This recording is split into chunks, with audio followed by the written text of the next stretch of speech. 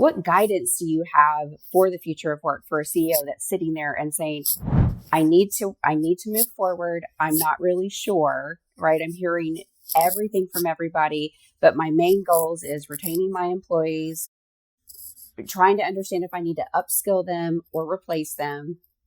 Like, what's your guidance for that? Because I think we're in a era of learning. We all need to embrace learning. Yes. So really, there's so many different areas of that question that become important for everybody. And that is the question that we get from whether it's board members or executives or some combination, like, where is this going? What do I need to do? Because most of them in this point in time are looking at the technology saying, look, I'm going to have to figure out how to leverage this. Like, I'm not really going to have a choice, but I don't know how. And so how are we going to sort of move forward, especially as it relates to the human condition and the human fear and all of the elements that go around? Is it going to take my job at the end of the day? That's really at the core of the question.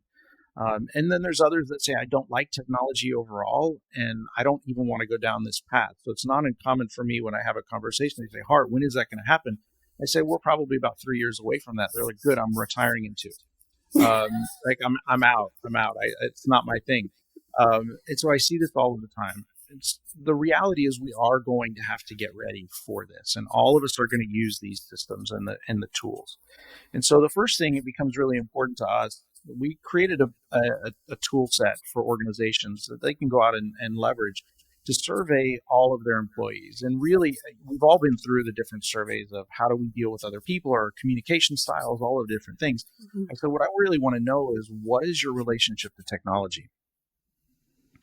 Are you afraid of it? Are you an early adopter? What kind of a person are you? Standing in line at 3 o'clock in the morning for the new iPhone? Like, what is it? Where are you in this world, right? Then I can kind of figure out from the executive standpoint, if the executives are saying, Hart, I want to go light speed. I want to go as fast as we possibly can down this technology road. I can look at your employee base and say, yeah, that's not going to work.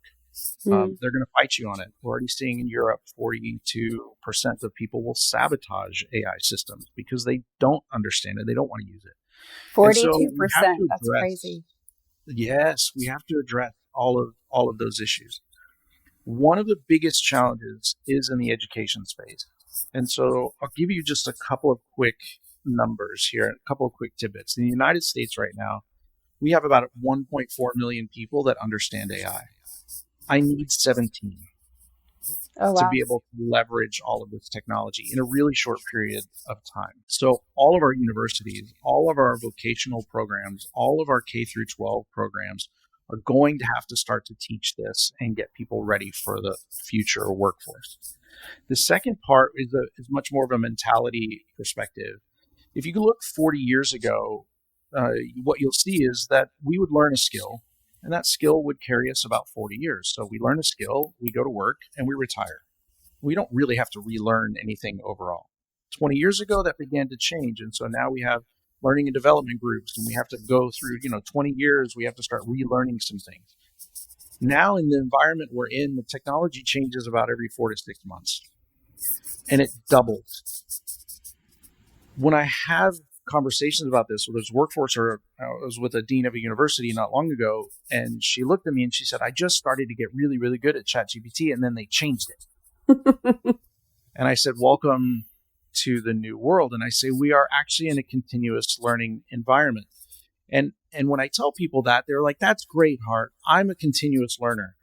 And I turn around and I say, that's wonderful. I love to hear that. I know what that means. It means you read 2 books on your last cruise. What I'm saying now is that the time to learn the skill and the time frame that skill is valuable in the workforce is the same. You're constantly going to be learning a new tool every 4 to 6 months for the rest of your career.